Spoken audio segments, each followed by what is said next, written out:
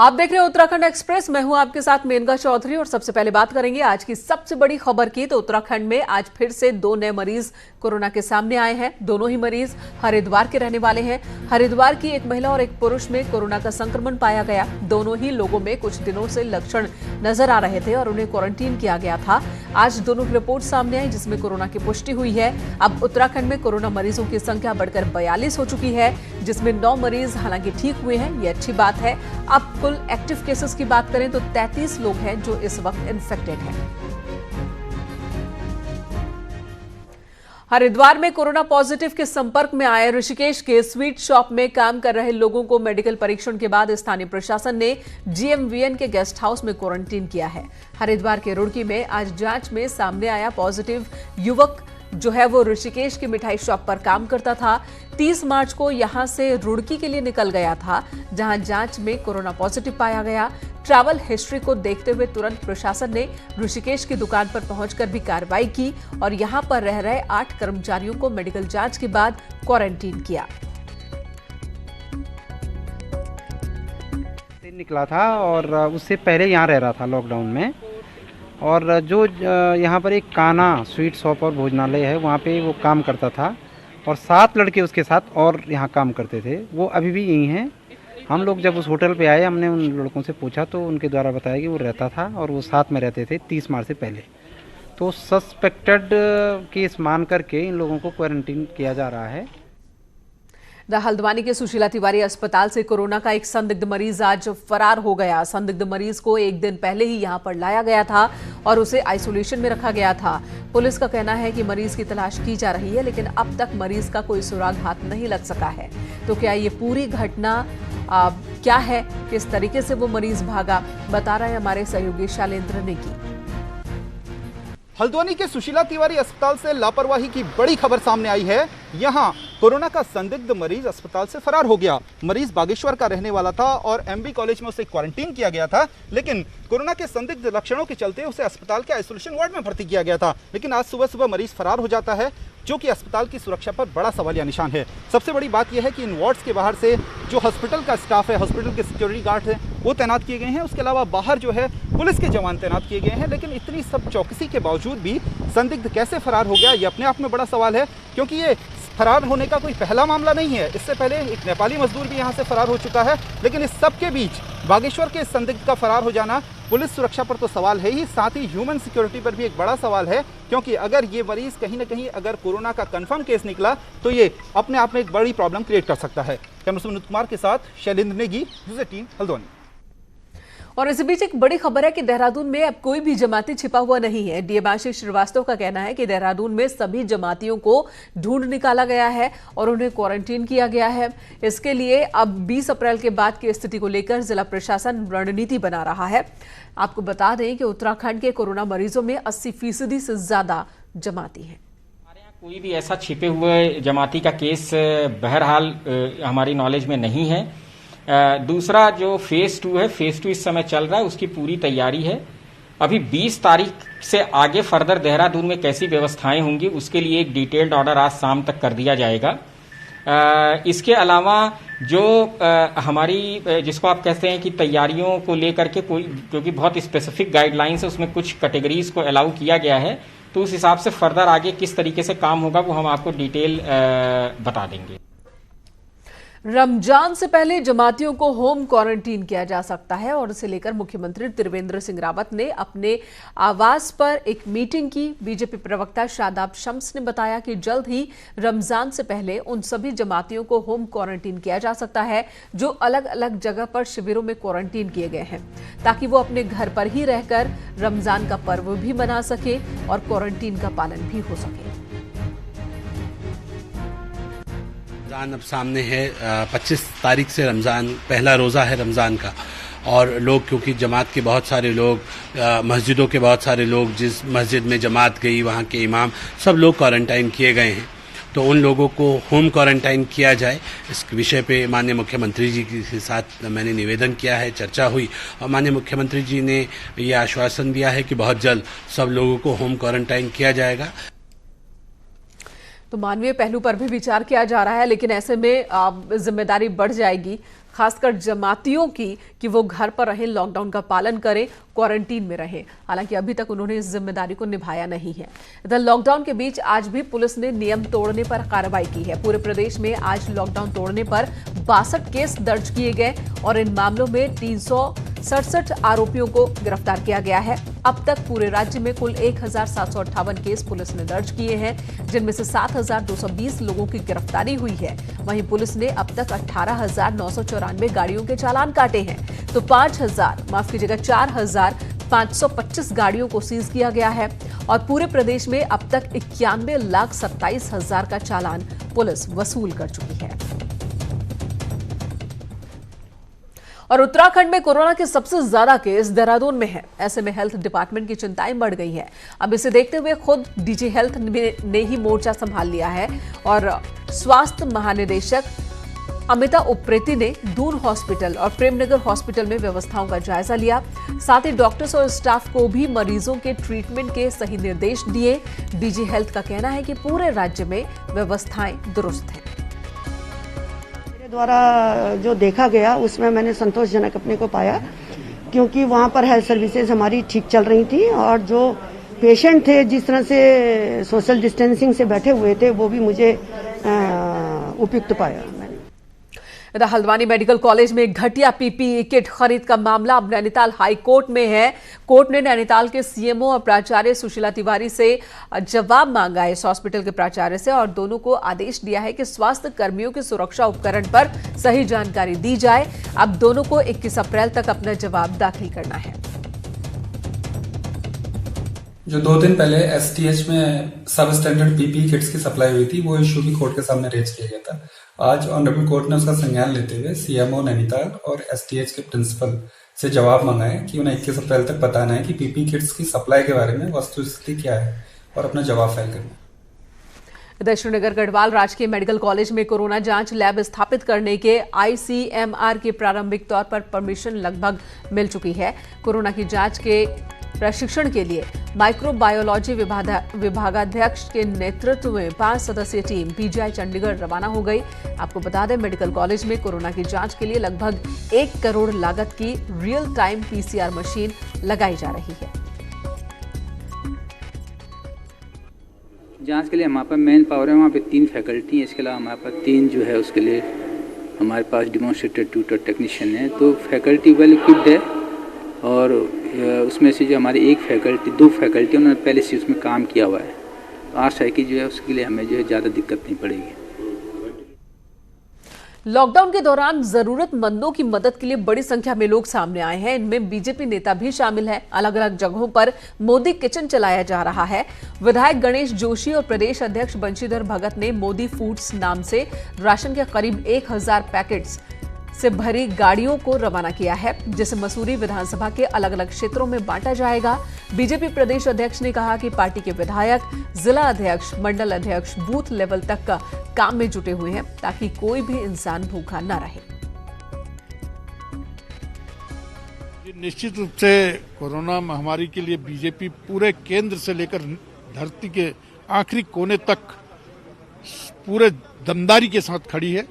हमारे यशस्वी प्रधानमंत्री नरेंद्र मोदी जी, राष्ट्रीय अध्यक्ष जेपी नड्डा जी, प्रदेश के मुख्यमंत्री त्रिवेंद्र सिंह रावत जी, पूरी टीम पूरे इसी में आजकल लगे हुए हैं और जहां संभव है उसको फिर पूरी मदद कर रहे हैं ताकि लोग भूख से परेशान न हो, दवा से परेशान न हो। पूरी व्यवस्था भारतीय जनता पार्टी ने हाथ में ली है। आज सुबह मैंने सहजदरा वार्ड के लिए 1500 किट मोदी फूड्स की और जाखंड वार्ड के लिए 540 किट हमने रवाना की थी और अभी हमारे प्रदेश के अध्यक्ष माननीय बंशीधर भगत द्वारा 1000 किट मसूरी के लिए और 300 किट जो है राजपुर वार्ड के लिए रवाना की है। तो बीजेपी ने अपने किचन को नाम दिया है मोदी का, तो इससे टक्कर देने के लिए कांग्रेस ने भी अपने कार्यकर्ताओं को राहत कार्यों के लिए एकजुट करना शुरू कर दिया है। आपदा की इस घड़ी में जरूरतमंद और असहाय लोगों तक जरूरी सामान पहुंचे, इसके लिए प्रदेश अध्यक्ष प्रीतम सिंह ने डोईवाला पहुंचकर कार्यकर्ताओं को राहत काम के लिए मदद में आगे आने का आह्वान किया। कांग्रेस कार्यकर्ताओं ने आज दूधली, डोईवाला, नकरौंदा बालावाला के जरूरतमंद परिवार के लोगों तक खाद्यान्न सामग्री के पैकेट्स पहुंचाए। और किसानों के लिए हम सरकार से भी आग्रह करना चाहते हैं। कांग्रेस का ये प्रयास कितना सार्थक है? नहीं, देखिए, इस समय कांग्रेस आम जन के बीच में जाकर के ये प्रयास कर रही है, ये कोशिश कर रही है कि इस प्रदेश के अंदर, इस जनपद के अंदर कोई भी व्यक्ति भूखा ना सोए। रुड़की से खबर, जहां सोशल डिस्टेंसिंग के उल्लंघन के आरोप में मेयर, पार्षद समेत 20 लोगों के खिलाफ मुकदमा दर्ज हुआ है। बताया ये जा रहा है कि सिविल लाइन कोतवाली इलाके में सफाई कर्मियों को सम्मानित करने के कार्यक्रम में कानून की धज्जियां उड़ गई। तस्वीरें भी देख सकते हैं आप। सोशल डिस्टेंसिंग का यहां पर पालन नहीं रखा गया। पुलिस सभी मामलों की छानबीन में जुटी है। देखिए जरा, सफाई कर्मचारियों का सम्मान होना था, लेकिन इसे एक समारोह की तरह बना दिया गया। लेकिन ऐसा आएगा, लोगों के अंदर उत्साह है, लोगों के अंदर उत्साह है। और उससे भी बड़ी बात यह है कि सेवा कर्मियों का जो सेवाएं दे रहे हैं उनका प्रोत्साहन करने के लिए कार्यक्रम रखा गया है, उनका प्रोत्साहन हम कर रहे हैं। कोतवाली सिविल लाइंस रुड़की में सोशल डिस्टेंसिंग का उल्लंघन और लॉकडाउन का उल्लंघन किए जाने संबंधी एक प्रकरण में अंतर्गत धारा 188, 336 IPC और 51 आपदा प्रबंधन अधिनियम के अंतर्गत अभियोग पंजीकृत किया गया है, जिसमें मेयर साहब और अन्य कई लोगों के विरुद्ध ये अभियोग दर्ज हुआ है। तो मौजूदा हालात में वजह कोई भी हो, हर तरह के कार्यक्रम पर रोक है, लेकिन पार्षद महोदय को यह याद नहीं रहा।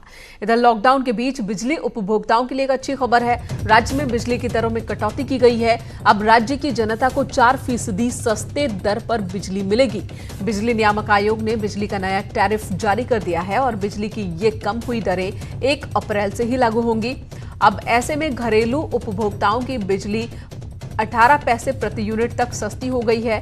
वहीं कॉमर्शियल उपभोक्ताओं की बात करें तो 35 पैसे प्रति यूनिट की एक बड़ी राहत मिली है। यूपीसीएल ने बिजली की दरों में 7% की बढ़ोतरी की याचिका दी थी, लेकिन आयोग ने बिजली की दरों को बढ़ाने की जगह 4% सस्ता कर दिया है। प्रभावित किया है, तो टैरिफ घटाने में ऐसी किसी तरह की कोई दिक्कत नहीं होनी चाहिए। हम लोग भी उसी को, आम जनता को किसी तरह की कोई परेशानी ना हो हमारे विभाग के कारण, ऐसा ही हम भी सोचते हैं, ऐसा ही सरकार भी सोचती है।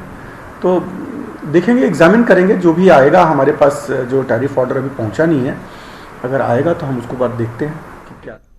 हालांकि यूपीसीएल का कहना है कि मांग कम होने की वजह से उन्हें पहले ही घाटा हो रहा है और अब जब बिजली की दरें कम हो जाएंगी तो और नुकसान उठाना पड़ेगा। इधर चमोली में गौचर की रहने वाली एक बुजुर्ग महिला ने पीएम केयर्स फंड में 1 लाख रुपए की मदद दी है। 85 साल की शांति देवी ने ये मदद दी। उनके पति सेना में थे। शांति देवी का कहना है कि उनके पति ने सेना में रहते हुए ताउम्र देश की सेवा की है और अब उन्हें ऐसा करने का मौका मिला है।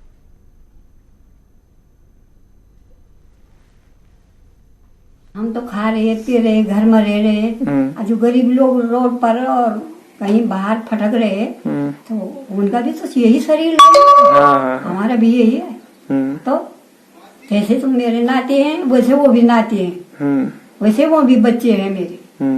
देश है हमारा, एक देश है, एक भाई है, एक बंधु है, सब मेरे ही हैं। ठीक ठीक, सब उसी भगवान के हैं।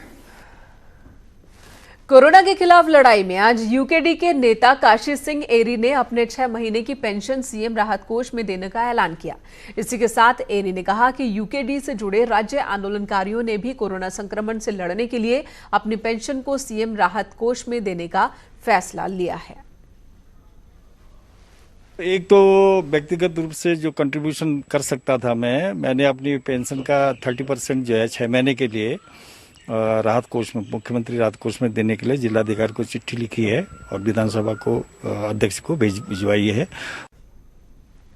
हरिद्वार में आज कोरोना वॉरियर्स का सम्मान किया गया। यहां ज्वालापुर से विधायक सुरेश राठौड़ और धर्मेंद्र प्रधान ने पुलिसकर्मी, सफाई कर्मचारियों और समाज सेवा कर रहे लोगों को फूल मालाओं से सम्मानित किया। खड़खड़ी मोड़ पर सम्मान समारोह का आयोजन हुआ।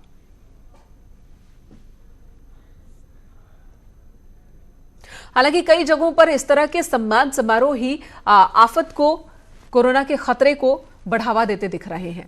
इधर पौड़ी में आज कोरोना से मुकाबला कर रहे डॉक्टर्स का सम्मान किया गया। राजकीय संयुक्त अस्पताल श्रीनगर में युवाओं ने अपनी जान जोखिम में डालकर लोगों के इलाज में जुटे डॉक्टर्स को सम्मानित किया। इस दौरान डॉक्टरों ने इसे खुद को प्रोत्साहित करने वाला कदम बताया और सभी से सोशल डिस्टेंसिंग के साथ घरों में रहने की अपील की।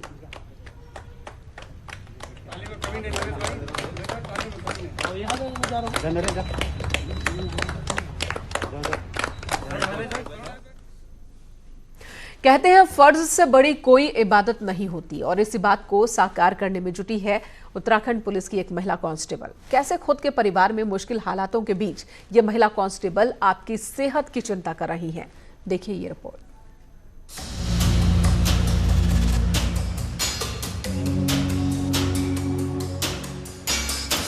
कोरोना लॉकडाउन के बीच हल्द्वानी में ड्यूटी दे रही ये है उत्तराखंड पुलिस की कांस्टेबल रुचि दत्ता।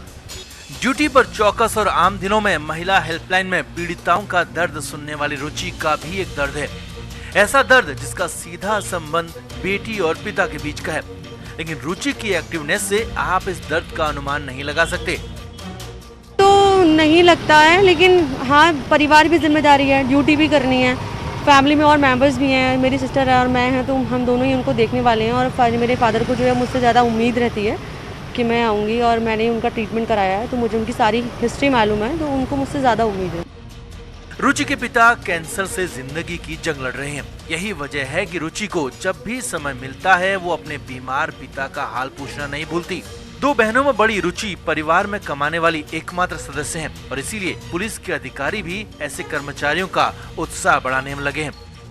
मेनली जो हमारे जवान है काफ़ी डिफिकल्ट सिचुएशन में यहाँ पे वर्क कर रहे हैं। आजकल गर्मी भी बढ़ गई है, जो कोरोना का संकट है वो काफ़ी है, एक्सपोजर काफ़ी ज़्यादा है पुलिस का। तो इस समय पे कुछ ऐसे जैसे जवान आपने अभी बताया रुचि जी, जो कि अपनी पर्सनल प्रॉब्लम्स को छोड़ के देश के लिए, देश के हित में जो काम कर रहे हैं, ये काफ़ी एक तरह से बहुत ही अच्छा और एक मोटिवेटिंग औरों के लिए। वाकई पुलिस में रुचि जैसे अनेकों जवान हैं जो न सिर्फ परिवार के स्वास्थ्य की चिंता कर रहे हैं बल्कि जानलेवा वायरस के इस मुश्किल हालात में देश की भी चिंता कर रहे हैं, जिनके हौसले को न्यूज़ 18 भी सलाम करता है। शैलेंद्र नेगी, न्यूज़ 18 हल्द्वानी। रुद्रपुर से बड़ी खबर, यहां पर घूस लेने के आरोपी सिपाही को सस्पेंड किया गया है। एफआईआर से नाम हटाने के एवज में आरोपी सिपाही ललित कुमार ने रिश्वत ली थी।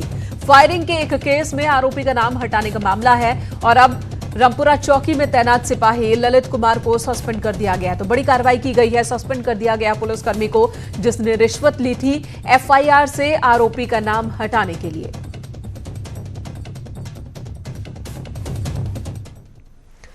इधर कोटद्वार पहुंचे पौड़ी गढ़वाल के सांसद तीरथ सिंह रावत ने लॉकडाउन के दौरान जरूरी सामानों की सप्लाई और बेसहारा लोगों के लिए राशन की व्यवस्थाओं का जायजा लिया। प्रशासन, खाद्य आपूर्ति और अस्पताल प्रशासन समेत पुलिस अधिकारियों के साथ बैठक करते हुए सांसद ने सभी व्यवस्थाओं की समीक्षा की।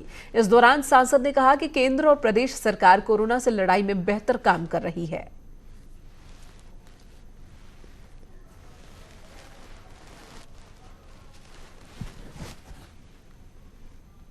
लेकिन मैं पूरी तरह संतुष्ट हुआ हूं कि जो यहाँ पे रिपोर्ट आई है कि खाद्यान्न पूरी तरह उपलब्ध हो रहा है। 2-2 बार 3-3 बार जाकर के मुहैया कराना और जो सर्किल बंटे हुए हैं, जो उनके वार्ड बंटे हैं, चाहे वो कोई भी शिक्षकों को जिम्मेदारी दी है, नगर पालिका के लोगों को जिम्मेदारी दी है, अन्य इस प्रकार का जो भी विभाग है, और उनके द्वारा ये सारा सूचीबद्ध हो रहा है। सूचीबद्ध के आधार पे मुझे जैसे अभी एजेंट सर उपलब्ध दिखाया कराया, तो मुझे लगता है कि पहुंच रहा है। उधर मुंबई से बड़ी खबर, एजाज खान की गिरफ्तारी हुई है। अभद्र टिप्पणी का ये मामला है। सोशल मीडिया पर टिप्पणी करने को लेकर यह गिरफ्तारी हुई है। मीडिया कर्मियों के लिए भी अभद्र भाषा का इस्तेमाल किया था एजाज खान ने, जिसके बाद उनकी गिरफ्तारी हुई है। एक्टर है एजाज खान और पहले भी विवादों में रह चुके हैं। विवादों के साथ गहरा नाता है एजाज खान का। विवादित टिप्पणी की वजह से अक्सर ही सुर्खियों में रहते हैं और इस बार गिरफ्तारी हुई है एजाज खान की। सोशल मीडिया पर इन्होंने अभद्र टिप्पणी की थी मीडिया कर्मियों को लेकर, गलत भाषा का इस्तेमाल, और जिसके बाद अब ये गिरफ्तारी की गई है। तस्वीरें भी लगातार हम आपको दिखा रहे हैं। मुंबई की ये तस्वीर जहां पर एजाज खान की गिरफ्तारी हुई है।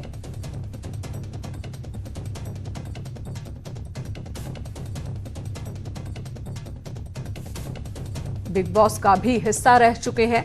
एजाज खान कई फिल्मों में भी नजर आए, लेकिन सबसे ज्यादा चर्चा इनकी अगर होती है तो विवादों की वजह से ही, विवादित बयानबाजी की वजह से ही चर्चा में रहते हैं। और अब गिरफ्तारी हुई है। मुंबई पुलिस ने एजाज खान को गिरफ्तार किया है। सोशल मीडिया पर जिस तरह से उन्होंने अभद्र टिप्पणी की थी, मीडिया कर्मियों को निशाने पर लिया था, जिसके बाद ये कार्रवाई की गई है।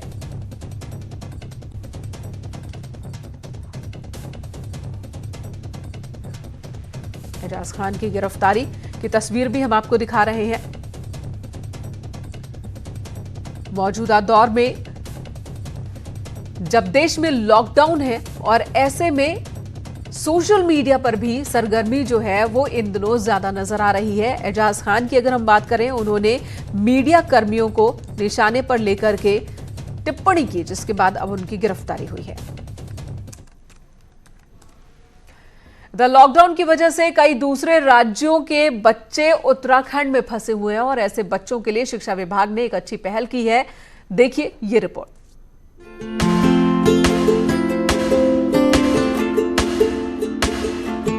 योग, पेंटिंग और आपस में हंसी ठिठोली करते ये बच्चे बिहार के रहने वाले हैं। 20 तारीख को ये परिवार के साथ देहरादून घूमने आए थे, लेकिन लॉकडाउन की वजह से दून में ही इन बच्चों को क्वारंटीन कर दिया गया। अब 1 महीना होने को है। ऐसे में इन बच्चों के लिए जिला प्रशासन ने शिक्षा विभाग के साथ मिलकर एक पहल की है। बच्चों को योगासन और पेंटिंग सिखाई जा रही है। साथ ही बच्चों के लिए टीचर्स की भी नियुक्ति की गई है। इस पहल से बच्चे भी खुश हैं, हालांकि अपने परिवार को भी मिस कर रहे हैं। एक्टिविटी, ड्राइंग करते हैं, प्ले करते हैं। प्ले और एक्टिविटीज में प्रेयर कभी कभी। मेरा 1 मंथ हो गया है और यहाँ पे बहुत मज़ा कर रहे हैं। बस घर से दूर है, मज़ा आ रहा है। क्या कुछ करते हो आप लोग? कैसे टाइम स्पेंड करते हो? प्लेइंग, ड्राइंग और प्रेयर भी करते हैं मॉर्निंग में, और एक्सरसाइज वगैरह सब करते हैं। कुछ दिनों से आ रहे हैं तो तरह तरह के हम लोग को exercise, activities, drawing, prayer, poems वगैरह सभी कुछ करवा रहे हैं। फिलहाल इस बुलेटिन में इतना ही। ब्रेक के बाद भी खबरों का सिलसिला जारी है।